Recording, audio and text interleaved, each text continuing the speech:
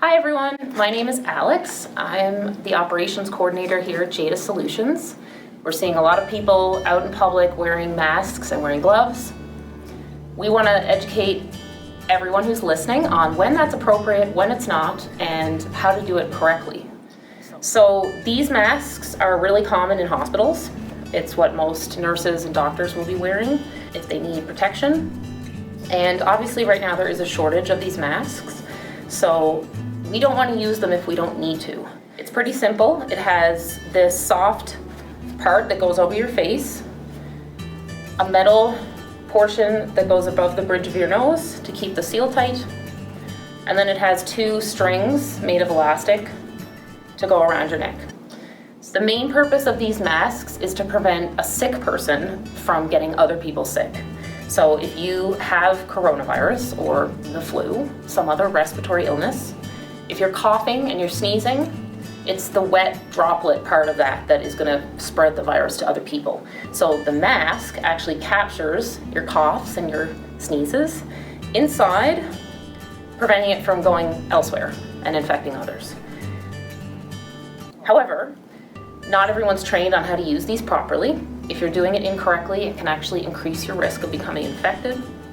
Again, this involves touching your face a lot, putting on a mask. That's what we're trying to avoid doing. We don't want to touch our faces. That is the easiest way that we're going to get infected, is by touching our face.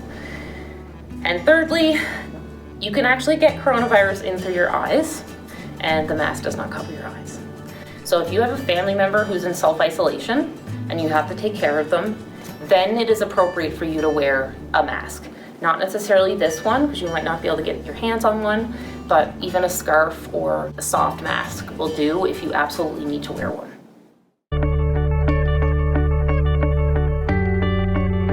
So how do we put this on? I will show you. First, we're going to hold the soft part in our hand. We're going to put the elastics over our head. So first we're going to put this on our mouth and nose. Then you're going to pinch the metal part to make sure you get a nice seal around your nose. So depending on the shape of your nose, you might have to do some more pinching than others.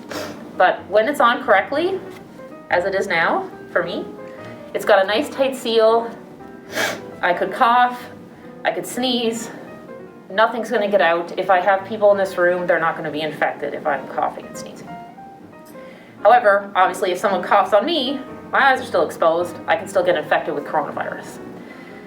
So if we are wearing our mask, we're caring for a loved one who's ill, we need to take it off eventually. So how do we do that without infecting others and infecting ourselves?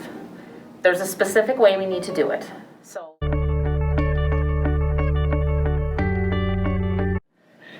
we're going to hold the mask against your face and remove the elastic bands. Okay, so both elastics are off, but I'm still holding the mask against my face. The last thing we're going to do is take it off our face. So hypothetically, the inside of my mask is contaminated if I'm sick. If I'm caring for a sick person, the outside of our mask is actually contaminated also. So ideally, they're single use. Once you get it off, it goes straight in the bin. If you need to reuse them, because of course they are a limited supply right now, the best thing to do is put it in a sealable container. So a Ziploc baggie or a Ziploc hard container is appropriate. And then it goes straight in there and it's sealed and it doesn't come out again until you need it. So, and then of course you would wash your hands afterwards without touching your face or touching anything else. The first place you're gonna go is the sink to wash. Thanks so much for watching, guys. If you have any questions at all or would like help, either personally or with your business during this COVID crisis, please reach out to us at JADA Solutions. We have professionals here who can help you. This is our phone number. Give us a call, shoot us an email. We have a website, www.jadasolutions.ca, and you can learn lots about our business and how we can help you.